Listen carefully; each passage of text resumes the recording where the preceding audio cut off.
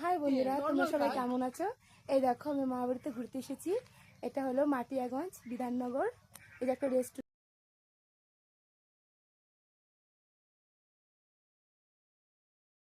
তো আমরা এই স্কুলে আমার দিদি পড়াশোনা করেছে, তো স্কুলে ঘুরতে আসলাম। দেখো বন্ধুরা, এই স্কুলে আমার দিদিরা পড়াশোনা করেছে, তো ঘুরতে আসলাম স্কুলটা।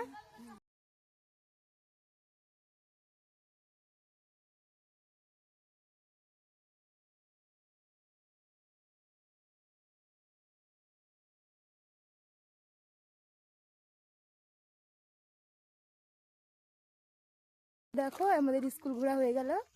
তো এখন বাড়ি যাচ্ছি, চলো বাড়ির দিকে যাওয়া যাক। আমরা ঘুরতে গেছিলাম, তো মামাবাড়ি চলে এসেছি। এই যে আমাদের মামাবাড়ির মন্দির, শিব মন্দির।